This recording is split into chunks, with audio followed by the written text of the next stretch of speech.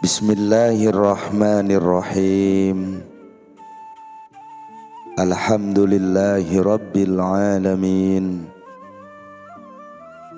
Assalatu wassalamu alaika ya sayyidi ya Rasulullah. Khudh biyadi qallat hilati adrikni. Orang yang benar itu senantiasa mensyukuri segala nikmat, bersabar menghadapi musibah, menjalankan perintah dan menjauhi larangan. Dengan semua itu, hatinya menjadi terdidik. Mensyukuri nikmat akan menambah nikmat. Bersabar menghadapi musibah akan menghilangkan musibah serta mempermudah urusan.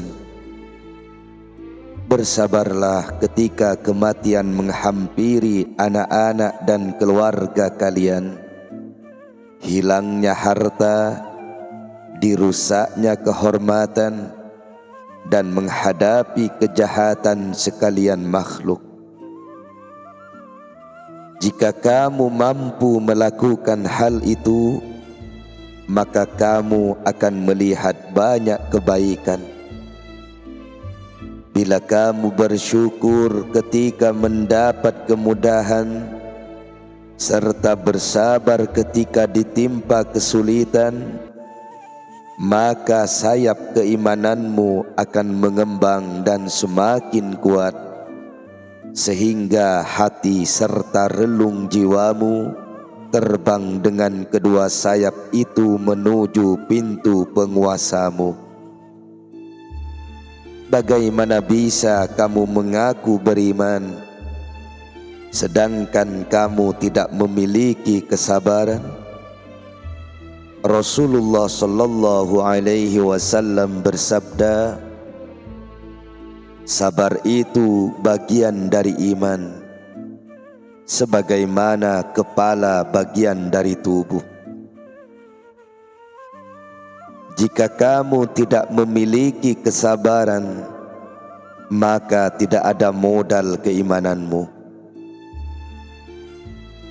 Bila kamu mengenal zat yang telah menguji, maka kamu akan bersabar menghadapi ujiannya. Apabila kamu mengenal dunia, maka kamu tidak akan menyelam untuk mencarinya. Ya Allah, berilah petunjuk kepada orang-orang yang tersesat, dan terimalah taubatnya para pelaku maksiat. Ada seseorang bertanya, manakah yang lebih besar, api ketakutan atau api kerinduan? Maka dijawab, api ketakutan itu bagi murid, sedangkan api kerinduan itu untuk murad.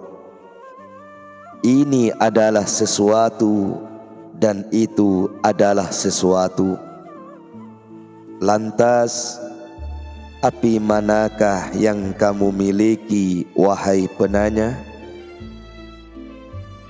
Wahai orang-orang yang bergantung dengan segala perantara, pemberi manfaat kalian itu satu, dan pemberi mudarat kalian juga satu. Raja dan penguasa kalian itu satu, Tuhan dan pencipta kalian juga satu. Dialah yang menciptakan kalian. Sesuatu yang kalian buat, maka dialah yang membuatnya dengan tangan kalian. Dialah yang membentuk kalian, memberikan rezeki kepada kalian, memudaratkan kalian, serta memberikan manfaat kepada kalian. Lantas, kenapa kalian masih bergantung kepada makhluk? Kenapa kalian berpegang kepada sesuatu yang tidak mampu memudaratkan serta memberikan manfaat kepada dirinya sendiri? Allah Subhanahu wa ta'ala berfirman, A'udzu billahi minasy syaithanir rajim. Faman kana yarju liqa'a rabbih faly'amal 'amalan shalihan wa la yusyrik bi'ibadati rabbih ahada. Barang siapa mengharap perjumpaan dengan Tuhannya, maka hendaklah ia mengerjakan amal yang salih, dan janganlah ia mempersekutukan seorang pun dalam beribadah kepada Tuhannya. Quran Surat Al-Kahfi ayat 110. Wahai orang munafik, zamanmu telah berlalu tanpa sesuatu apapun. Wahai orang yang berpaling, zamanmu berlalu sia-sia dan modalmu akan mencair. Maka dari itu, tidak salah jika kamu tidak mendapatkan keuntungan. Modalmu adalah agamamu, dan kamu memakan dunia dengannya. Bila kamu memakan agamamu, maka ia akan mencair dan lenyap, yaitu musnah bersama amalanmu untuk sekalian makhluk, permintaanmu untuk terkenal, dinar dan dirham, serta kedudukan dan penerimaan. Setelah itu, kamu menjadi musuhnya dan orang yang dimurkainya, dimurkai pula oleh para siddiqin dan malaikat. Para malaikat melaknatmu, bumi yang ada di bawahmu melaknatmu, langit yang berada di atasmu melaknatmu, dan pakaian yang kamu pakai juga melaknatmu. Kamu dilaknat oleh Al-Khaliq Azza wa Jalla serta seluruh makhluk. Apakah kamu tidak mengetahui bahwa orang munafik itu berada di neraka paling bawah? Kembalilah ke jalan Islam dan bertaubatlah sebelum kematian mengejutkanmu. Jika tidak segera bertaubat, maka kamu akan menyesal, dan penyesalan itu tidak akan memberikan manfaat untukmu. Seorang budak dipukul dengan tongkat, sedangkan orang merdeka cukup baginya diberi isyarat. Al-Haq Azza wa Jalla melihat khalwat sekalian makhluk dan jalwat mereka, serta memperhatikan hati mereka.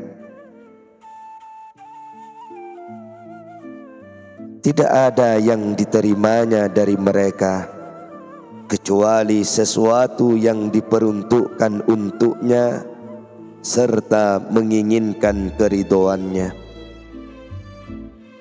Janganlah pura-pura berbuat, bermuka manis dan memolesinya, karena Allah mengetahui segala rahasia dan sesuatu yang disembunyikan. Allah juga mengetahui pengkhianatan mata dan yang tersimpan di dalam dada. Maka layanilah Al-Haq Azza wa Jalla, zat pemberi rezeki. Dialah yang membuat matahari bersinar, bulan bercahaya, serta malam menjadi tenang. Dia senantiasa mengingat kalian dengan beragam nikmat-Nya yang diturunkan kepada kalian, agar kalian mensyukurinya dan menghitung nikmat itu. Allah berfirman, A'udzu billahi minasyaitonir rajim. Wa in ta'uddu ni'matallahi la tuhsuha. Dan jika kamu menghitung nikmat Allah, tidaklah dapat kamu menghinggakannya. Quran Surat Ibrahim ayat 34.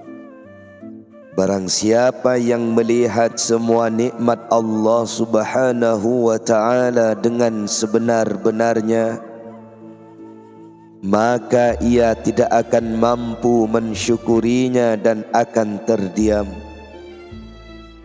Oleh karena itu, Nabi Musa alaihi salam berkata, Tuhanku, aku bersyukur kepadamu dengan kelemahanku untuk mensyukurimu. Alangkah sedikitnya syukur kalian. Alangkah banyaknya penentangan kalian. Bila kalian mengenal Allah Subhanahu wa ta'ala, maka lisan kalian akan bisu di hadapannya. Hati dan seluruh anggota badan kalian akan beradab dalam semua keadaan. Oleh karena itu, Rasulullah sallallahu alaihi wasallam bersabda, barang siapa yang mengenal Allah Subhanahu wa ta'ala, maka lisannya akan berat. Orang yang arif tidak akan membicarakan segala rahasia yang ada di sisinya, kecuali dengan izinnya. Wahai anakku, titipkanlah dirimu, seluruh anggota tubuhmu, keluargamu, dan hartamu kepada Allah Azza wa Jalla. Berjalanlah menujunya dengan hatimu, karena kamu akan mendapatkan semua kebaikan di sisinya. Tunaikanlah hak hukumnya. Ridholah dengan Rasulullah sallallahu alaihi wasallam dan ikutilah beliau. Kemudian masuklah menemui Tuhanmu dengan langkah-langkah ilmumu tentangnya serta ma'rifatmu terhadapnya. Teruslah bersahabat dengan hukum ini sampai kamu berada di pintu Allah. Jika kamu sampai kepada Allah, maka Dia akan memintamu berhenti di sana. Lalu panjatkanlah doa keselamatan dan kebahagiaan kepadanya. Setelah itu, masuklah ke dalam relung jiwamu.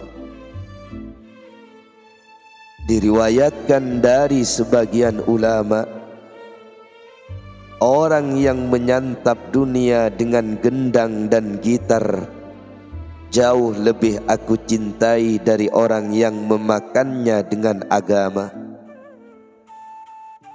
Tidak lama lagi, masing-masing kalian akan memikirkan apa yang kalian dapatkan dari tauhid dan kesyirikan, serta dari kemunafikan dan keikhlasan.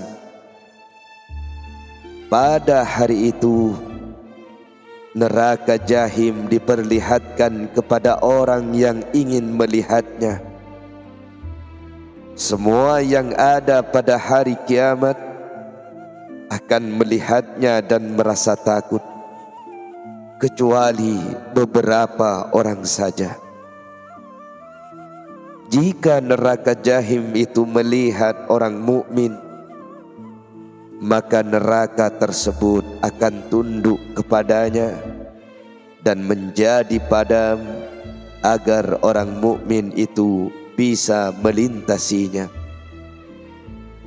Oleh karenanya Rasulullah sallallahu alaihi wasallam bersabda, pada hari kiamat kelak neraka berkata kepada seorang mukmin,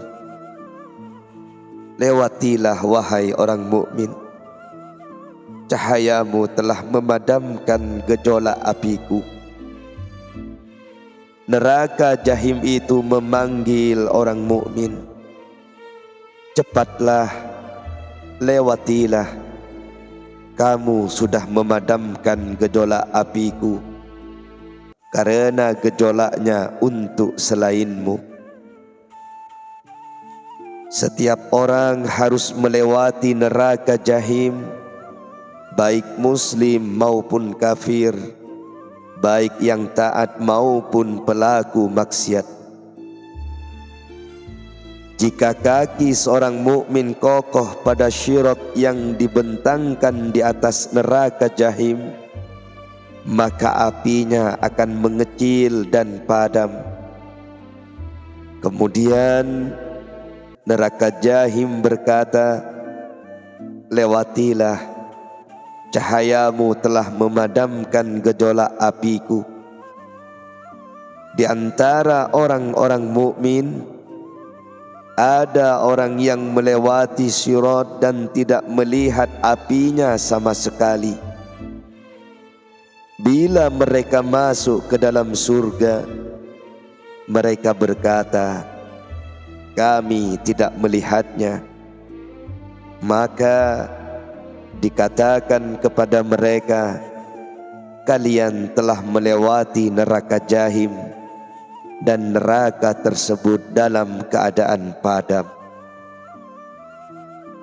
Para pelaku maksiat senantiasa lari dari penguasa mereka, sedangkan seorang mukmin yang taat itu berdiri untuk melayaninya.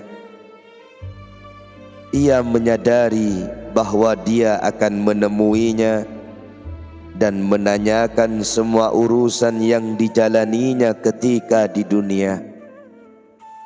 Oleh karena itu, ia tidak mau mengikuti hawanya, karena ia mengetahui bahwa hawa tersebut akan menyesatkan dan memerintahkannya menyelisihi Tuhannya. Ia selalu berusaha menyelisihi dan menentang nafsunya, karena ia mengetahui bahwa nafsu itu akan menentang Tuhannya. Terkait dengan hal ini, dia telah mewahyukan kepada Nabi Daud alaihi salam, wahai Daud, jauhilah hawamu, karena tidak ada penentang yang menentangku kecuali hawa. Temanilah Al-Haq Azza wa Jalla dengan ketenangan, ketundukan, dan adab yang baik. Tinggalkanlah keinginanmu untuk keinginannya, pilihan kalian untuk pilihannya, hukum kalian untuk hukumnya, serta kehendak kalian untuk kehendaknya. Dia melakukan segala hal yang diinginkannya. Dia tidak ditanyakan apa yang dilakukannya, namun para makhluklah yang akan ditanya. Bersahabat dengan Allah layaknya bersahabat dengan binatang buas dan ular. Oleh karena itu, ada suatu kaum yang berdiri bersamanya dengan langkah ketakutan dan kehati-hatian. Malam mereka bukanlah malam dan siang mereka bukanlah siang. Makanan mereka berupa menu orang yang diridhoi, serta perkataan mereka hanya yang penting-penting saja. Orang yang sakit akan merasa senang dengan sesuatu yang kecil. Ia makan dalam keadaan takut karena tidak mengetahui apakah Allah Subhanahu wa ta'ala setuju dengan perbuatannya atau tidak.